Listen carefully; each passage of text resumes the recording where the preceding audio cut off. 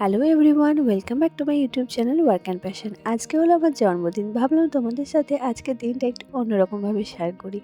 তাই সকালবেলা থেকে যা যা করবো সারাদিন সেগুলোই তোমাদের সাথে শেয়ার করব। এখন বাজে ভোর 5:30 আর আমি উঠে পড়েছি। বাইরে দেখো হালকা অন্ধকারও রয়েছে। আর ঘুম থেকে উঠে আমি যে অস্ত্রটা প্রথমে ধরি সেটা হচ্ছে ঝাঁটা।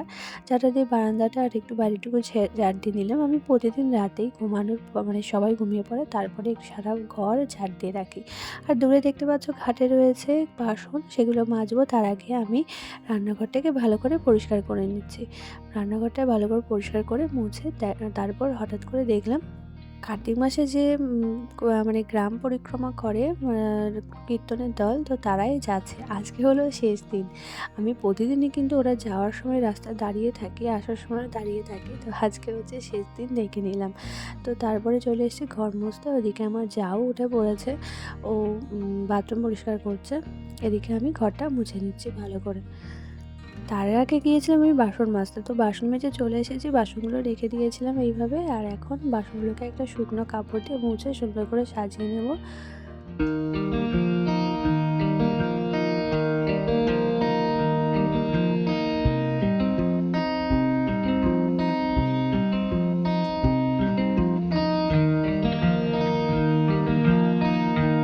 জামা কাপড় ধুয়ে স্নান করে আমি চলে এসেছি ছাদে জামা কাপড়গুলোকে নিয়ে। এবার আমি দেবো হচ্ছে পুজো। তো এই যে জামা কাপড়গুলো রাখলাম, তো রেখে আমি এখন ঠাকুর ঘরে যাব। ঠাকুর ঘরে এখন ঠাকুর ঘরটাকে ভালো করে মুছে নিচ্ছি। দেখো এখানে যে সমস্ত ঠাকুর রয়েছে আমার, আর এখানে যে ভালো করে মুছে নিয়ে এখন ঠাকুরটাকে পুজো দেবো। পুজো দিতে আমার একটু বেশি টাইম লাগে, কারণ আমাকে সব ফুল, বেলপাতা, তুলসী পাতা সব সাজিয়ে দিতে হয়, তারপরে চন্দন বাটতে হয়। তো সমস্ত কিছু দিয়ে এই যে ঠাকুরকে ভোগ দিয়ে দিলাম। আর এই যে একটু ধূপ মোমবাতি দিয়ে ভালো করে আরতি করে নিলাম। আর তারপরে চলে আসলাম জামা কাপড় মেলতে।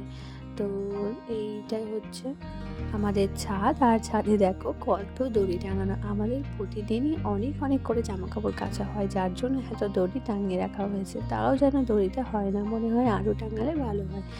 তো এখানে ওই জন্য এতগুলো দড়ি টাঙানো, যেহেতু আমরা বাড়িতে 8জন মেম্বার, তো দুটো বাচ্চার জামা কাপড় তো অনেক বেশি হয়।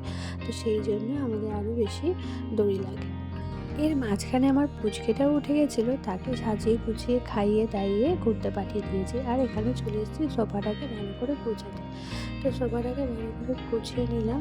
আর এখানে এই যে পাটিটা পেতে নেবো, এখানে বসে সবাই চাটা খাবে, তো সেই জন্য তারপরে চলে আসলাম চা করতে। এখানে আমি যে চায়ের জল বসিয়ে দিলাম। আমি তো সকালবেলা চা খাই না, আর আমার বর খায় লাল চা, তো তাকে লাল চা করে দেবো পরে। আর বাকি যে 4জন আছে, আমার শ্বশুর, শাশুড়ি, যা, ভাসুর, ওরা 4জন খায় দুধ চা। তো ওদের জন্য আমি চা করছি। এখন দুধ চাটাই করবো, পরে লাল চাটা করবো।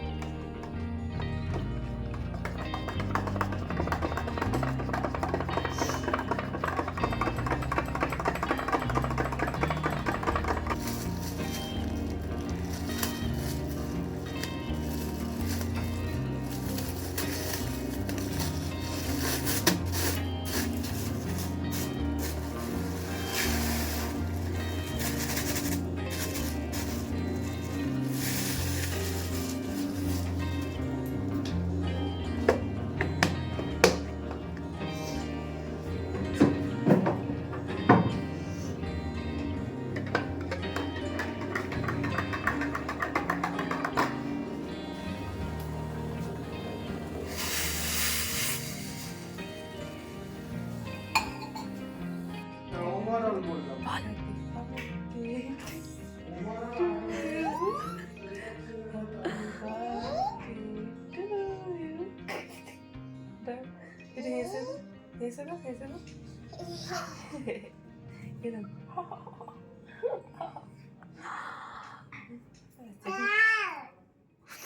ঠিক আছে, চল টাটা।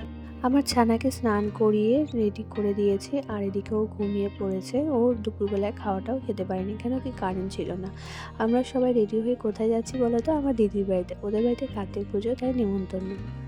আগের বছর যে কার্তিক ফেলেছিলাম, তো সেই জন্য ৩ বছর পর পর কার্তিক পুজো করতে হয়, তাই এবারও ও সবাইকে নিমন্ত্রণ করেছিল, কিন্তু আমরা যাচ্ছি এই ৩ জন। দিদির বাড়িতে আমরা চলে এসেছি, এসে দেখি ব্রাহ্মণ পুজো করতে বসে গেছে। আর দিদি এত সুন্দর করে ঠাকুরের জিনিসগুলো গুছিয়েছে, দেখে একদম চোখটা ঝুরিয়ে গেল। ও খুব সুন্দর করে ঠাকুরের পুজো টুজো করে আর কি। আর দেখো কত সুন্দর করে ভোগ দিয়ে ভোগগুলো সাজিয়েছে। তারপরে এই যে লক্ষ্মী ঠাকুর, গোপাল, কার্তিক ঠাকুর সব কি সুন্দর সাজিয়েছে।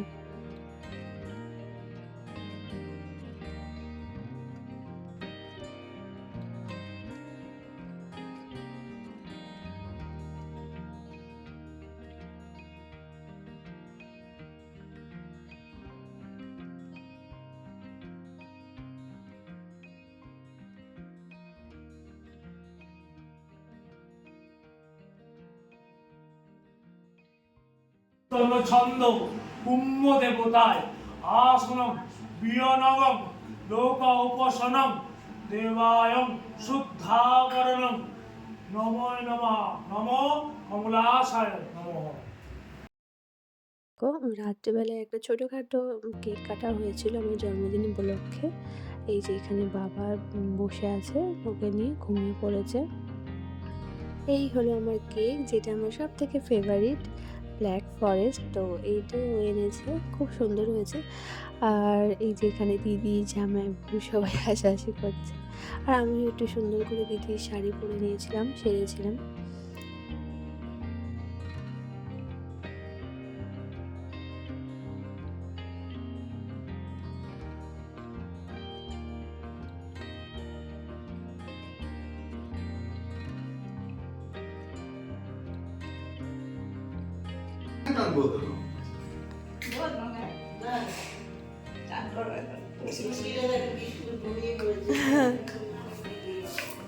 ও মাই গড, সেজেছে দেখো।